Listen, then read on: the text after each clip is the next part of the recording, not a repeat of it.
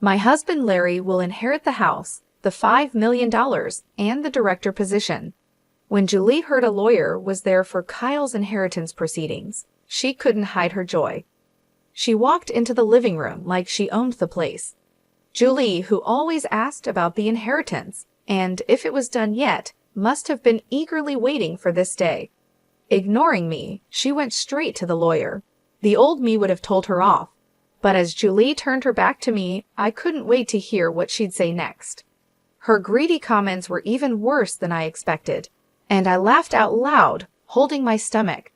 The lawyer looked stunned, and I kept laughing at Julie's boldness.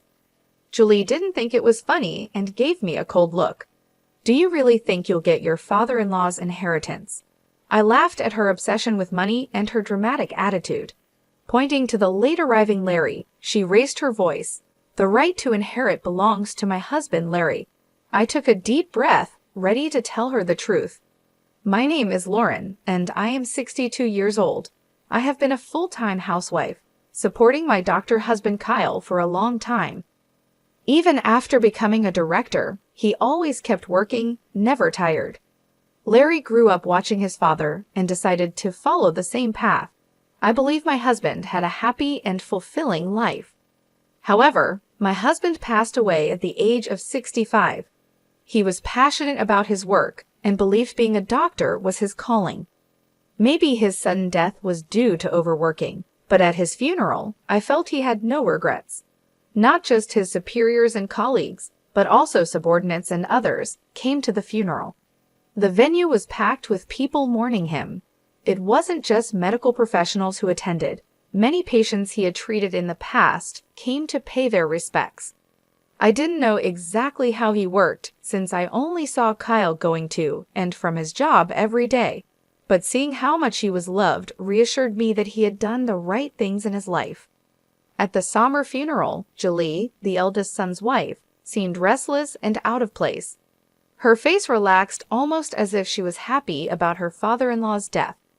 My suspicions were confirmed when I overheard her talking with relatives. My father-in-law was always working. I think he might have saved quite a lot since he probably didn't have much time to spend money, she said. Hearing such a statement right behind me, I couldn't believe my ears. Despite being in the middle of a funeral, Julie seemed more concerned about how her father-in-law's inheritance would be divided. Perhaps she didn't know that a daughter-in-law might not have any inheritance rights. Even so, her behavior wasn't appropriate for the funeral. Seeing her actions, Larry, the eldest son, apologized to me with a guilty look. "Mom, I'm truly sorry. No matter how many times I tell her, Julie doesn't listen." "It's not your fault, Larry, but if you feel that way, can you please firmly warn her? Many people are attending this event." I knew about Julie's behavior even before Larry mentioned it. Remembering her inexcusable attitude, I recalled how she didn't help at all while I was busy with my husband's funeral preparations. She didn't offer me any words of comfort or sympathy. To make matters worse, she was always talking about the money, asking things like, "Your husband had quite an inheritance, right? How much was it? Even if you're his wife, it's his inheritance, so don't waste it, okay? Did you come here just to say that? Is that all you have to say?" "Well, yeah, if you squander it just because you don't have long to live, I'll be in trouble." Anger and disbelief flooded over me as Julie spoke as if my late husband's assets belonged to her. Moreover, she always looked down on me and was sarcastic. I don't know why she dislikes me so much, but her comments about other people's assets have often left me disheartened. My son Larry was inspired by his father and became a doctor. Larry's earnings are not bad, but Julie has always been overly obsessed with money. She'd often call me saying things like, "I'm worried about our future with Larry's low income," or "We're short on money," hinting that she wanted financial help. Because of this, getting along with her was very challenging. I used to let things slide, but now she's targeting my husband's inheritance, and I've reached my limit. Larry's income is really unstable, so we don't have much money to spend freely. We can't afford luxuries. Oh, really? Why don't you work then? That would help with the household expenses, and you could afford some luxuries. What? It's ridiculous for a doctor's wife to work. You're lucky since your husband earned well, and you could live comfortably. No matter how many times I tried to advise her, her attitude only worsened, and our arguments became more heated. She wouldn't even hesitate to belittle her own husband, Larry, just to look down on me. From her perspective, I'm her mother-in-law, but once married, we're family. I couldn't stand the way she treated family members with such disrespect. Thanks to my husband, I've been able to live comfortably. If she wanted the same, maybe she should respect and support her husband a bit more. If there was something about Larry to respect, then maybe. Anyway, I'm off to get my nails done and have a spa day. Don't forget about the inheritance, okay? Bye now. She just blurted out whatever she wanted and promptly left the house. Given her stormy behavior, I began to wonder how Larry was treated at home. But her self-centered actions didn't end there. During the inheritance proceedings, she continued her bad behavior, which became increasingly intolerable. Even after the funeral was over, every time she visited, she'd greet me with, "How's the inheritance coming along?" It felt like a standard greeting. Despite explaining several times that the process takes time, she either forgets or doesn't understand and constantly pressures me whenever she sees me. I've told her multiple times that she has no rights to the inheritance, but she just doesn't seem to get it. Whether she believes Larry's money is hers or has some other scheme in mind, she seems convinced she'll inherit a fortune. After discussing with Larry, or rather manipulating the conversation to her advantage, she probably intends to get a share of the inheritance. If that was all, it would be a family matter for Larry to handle. But her actions affect everyone involved, making the situation much more complicated and stressful. I shouldn't interfere, but Julie tried to steal valuable things from our house. Julie, what are you doing? That's my necklace. Oh, come on, don't be so stingy. We're family, so it's okay, right? I can't be friends with someone who would steal from me. Fine then, I'll take it as an advance on the inheritance. That's okay, right? I am being patient here. No matter how many times I told her not to act like that, she wouldn't listen to me. From the moment she took my cherished necklace, a gift from my husband, I couldn't stand it. After that, I never opened the door for her again. Even though Larry frequently messaged saying, "Mom, I'm truly sorry for Julie," he couldn't stop her. I gave up expecting anything from Larry or Julie. I didn't even have time to grieve the loss of the necklace as her harassment continued. She badmouthed me to her friends and others, calling me the worst mother-in-law who won't even let her in the house. The neighbors would say, "It looks tough," with a smile, but they showed concern. I don't understand why she hates me so much. It gives me a headache. What hurt the most was a letter I found in our mailbox. I felt disgusted just by seeing the already opened envelope. When I checked its contents, it was addressed to Larry and his wife. Whether it's Julie's idea of harassment because I won't let her in, her credit card bill was in our mailbox. Seeing the statement filled with extravagant expenses from luxury restaurants and online shopping made my blood run cold. "Larry, there's a credit card bill for Julie in our mailbox. It was already opened and checked. What's the meaning of this?" "Huh? I have no idea. It seems like she has spent a lot. She always talks about her income to me. Is everything okay?" "Well, it's actually tough. Mom, I'm sorry to ask, but could you pay it for us?" Wanting to complain, I contacted Larry. However, whether under Julie's influence or due to the power dynamics in his household, he said something unbelievable, leaving me speechless. I wondered why I needed to help them. Why would he even think I'd assist them? He can't even retrieve the cherished necklace from his wife. What is he even saying? I also harshly criticized his behavior, which seemed to only remember things convenient for him. I've already done my part in supporting you as a parent. Why would an adult like you burden their parent and ask for help? Well, we have Dad's inheritance, right?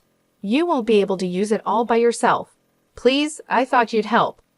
There's a saying about a thief acting brazenly after committing theft, and now I get it. Larry, you and Julie are really a match made in heaven. I'm cutting ties. Stay away from me. I could tell from the other end of the phone that he wasn't taking what I was saying seriously. I was so furious with his attitude. After hanging up, I immediately threw the bill into the trash. The idea that Julie might have deliberately put it in our mailbox, assuming I'd pay, was unbelievable. Most of all, it was an inconceivable act and made me question her as a person. Do you think I haven't thought about it? Is there really a way to get the inheritance? Kyle, what should I do? I asked my husband's photo, picking it up unconsciously. From my anger and disappointment towards Larry and Julie, I've lost understanding of how to handle my emotions. Is it really okay to proceed with the inheritance as it is? Amidst my insecurities, I somehow gathered courage. I hope someday they get what they deserve. Frustrated by their appalling behavior, I dealt with the inheritance proceedings alone. Perhaps my feelings got through, as I found out my husband had left a will, and in it, something was written. After reading the will my husband left behind, I resolved to protect myself and get back at them. Phew, I'm glad it seems Kyle was on my side after all. Thank you, I whispered, holding back tears and pressing the will to my chest. I regained my composure. I clenched my fist, deciding I wouldn't just do nothing and let those two dictate things. I decided to wait for the right moment to make a big move against them. Maybe because I felt relieved at the thought of being able to retaliate for all the suffering, I completely forgot about Julie's bill. I would have thrown it away from the start, not intending to pay, but she must have received a reminder. This time, I received a message from her, even though I had told her the inheritance proceedings were not yet completed. There were false accusations that I wanted to control everything. Her words seemed to attack me. It's because you haven't settled the inheritance yet. I'll wait a little longer, but please do it as soon as possible. Oh, by the way, you saw the bill I left in the mailbox, right? Please make that payment. What are you talking about? Stop joking. Why do you think you're entitled to the inheritance? Oh, come on. Larry is the eldest son, right? It's only natural for him to get an inheritance, isn't it? Do they think I know nothing? Julie scoffed and said with a smirk, Larry has a right to inherit because he's the eldest son. In general, this is not incorrect. Even after Julie said all this, I still haven't told them the important thing. Even if I don't tell them, it's their own problem, and they should naturally know about it. But for them, who only think conveniently, it might be hard to realize. I'm waiting for the perfect moment when they fall apart, watching for the right timing. And finally, that time came. It was when I had explained the situation to the lawyer, and after the proceedings were finished with his cooperation, I finalized the plan. I will contact Larry when the procedure is complete. After discussing with the lawyer, to me it's just a routine communication. But as expected, Julie came to my house with a face filled with joy. I deliberately left the front door unlocked. Without any suspicion, she opened the door and stomped in. Seeing her, I could hardly hold back my laughter. I've been waiting for so long. Isn't it terrible? You've been reluctant to complete the procedure and won't give up the inheritance. Oh, Julie, what brings you here? Is this gentleman the lawyer? I am July, Larry's wife. Ignoring me completely, she headed straight to the lawyer sitting in front of me. Normally, I would reprimand her for such rude behavior, but this time I held back and waited. She turned her back on me, ignoring me, and approached the lawyer. I was excited to hear what she would say next. Finally, we will inherit this house, $5 million, and the director's position because Larry is the eldest son, she said. Her greedy remark was more than I expected, and I laughed out loud, holding my stomach. The audacity of her and the lawyer's stunned face made it even funnier, and I kept laughing. Of course, Julie didn't find the situation amusing and glared at me coldly. "Hey, what's so funny? Are you upset that we are taking the inheritance?" "No, why? 5 million? How did you come up with that amount?" "Come on, your husband worked as a doctor for a long time, right? He probably didn't have time to spend money. It's obvious that there's that much money. Unless, have you already used it?" I genuinely laughed at her obsession with money. "Whatever I choose to do with my inheritance is my business, and you have no right to complain." However, it seems she doesn't like the idea of me inheriting. "How many times have I told you, since you don't have much longer to live, don't do anything reckless? Even if you're related by marriage, it's quite something to say that to me, your elder. Didn't I tell you that you have no right to inherit?" Julie, wearing the necklace she stole from me, glared at me sharply. I have no intention of letting her take anything more precious from me. I made up my mind not to lose to her, who is self-centered, greedy, and obsessed with money. I clenched my fist. Pointing to the late-arriving Larry, Julie exclaimed loudly, "The right to inherit belongs to my husband, Larry." Taking a deep breath, I decided to tell them the truth. "You see, there shouldn't be any inheritance for you two to claim. Larry, isn't that right?" "Huh? Why, Mom? What do you mean?" "Oh, don't you have any idea? Aren't you forgetting something?" "Wait, are you talking about that issue? It was resolved a long time ago, wasn't it?" "Duh! What are you even talking about? Truly disappointing. What have you made amends for? What's resolved? Don't talk nonsense." "Wait a minute, what are you talking about?" I was taken aback by her demeanor, as if she had completely forgotten or knew nothing about the issue, even though it was a situation she caused. It seemed she couldn't remember it. I decided to explain the situation in detail for them to understand. Larry had married Julie a few years back. However, before that, he was already married to another woman and had a child with her. Despite having a family, he neglected them to have an affair with Julie. After their affair, Larry and Julie got married.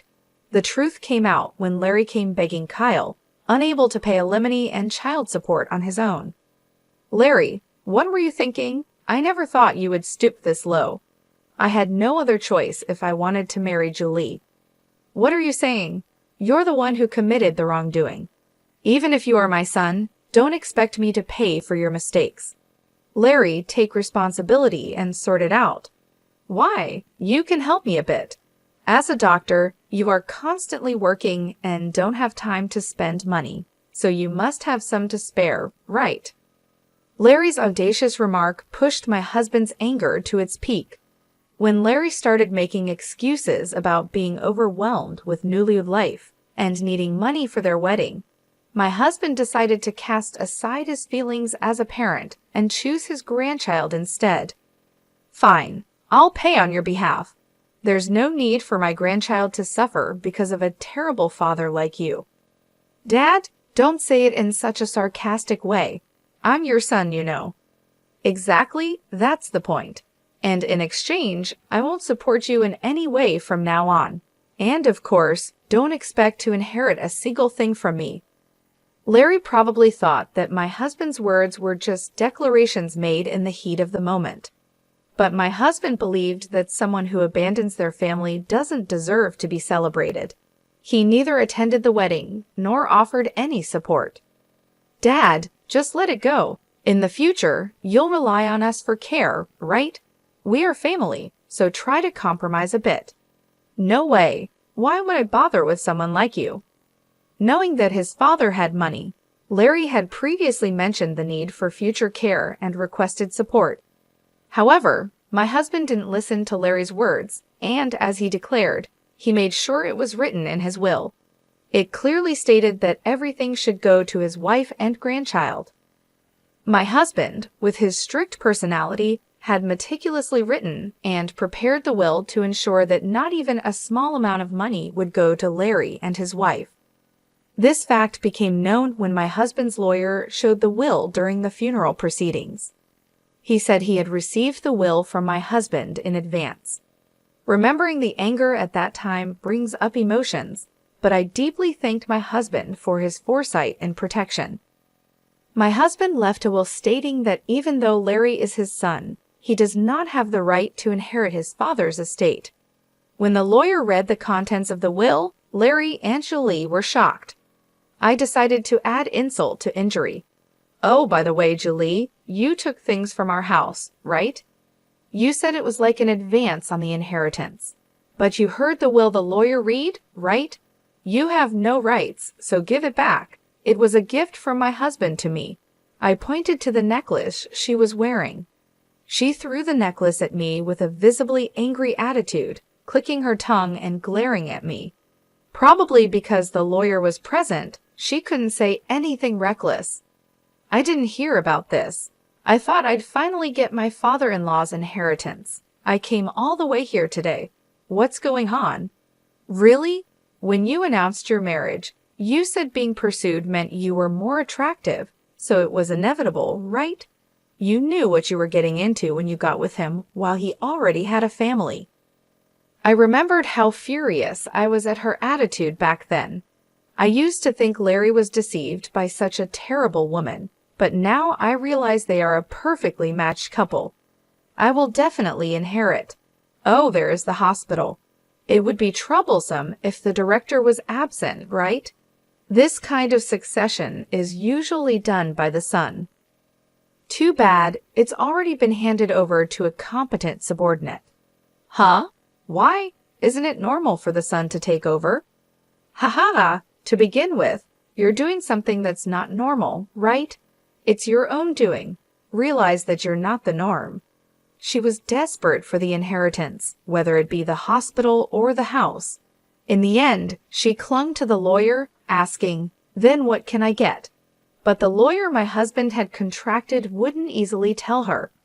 He repeatedly explained the contents of the will, stating, "The two of you have no inheritance rights," and responded calmly, "This is unbelievable. I don't believe it. It must be a mistake."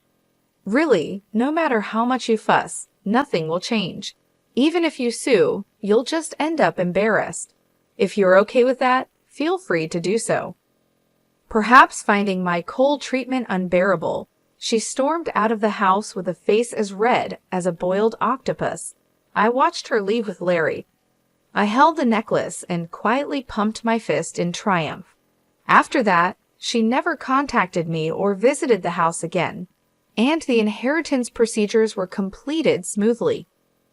I was worried they would confront Larry's ex-wife, who has a grandchild, but Larry, who doesn't even pay child support, wouldn't know her contact details, so there were no issues. Larry and Julie, who didn't get any inheritance, seemed to be having a big quarrel.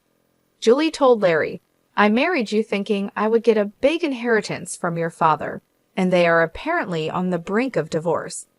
The saying, "end of money, end of love," fits them perfectly. I only received one contact from Larry, saying, "Give me the money or house you inherited," but I naturally ignored it. I exclaimed, "Don't talk nonsense while you're awake," and hung up the phone. I sighed, wondering where I went wrong raising my son, but there was also good news. A letter arrived from Larry's ex-wife stating that the inheritance procedures were completed. In it, along with an update, there was a photo of my cute grandchild and words of gratitude. "Thank you for being such wonderful grandparents," it said. "They are living very happily now." The grandchild my husband had been concerned about until the end is growing up healthy and living happily with her new father. There was also a lovely family photo in the letter, and although I felt guilt as a parent, my mood was brightened and my heart warmed.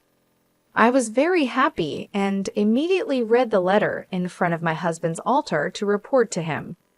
I was continuously disappointed by Larry's actions and words. However, I was able to report to my husband about the grandchild, which always brought a smile to his face, and I was happy and satisfied.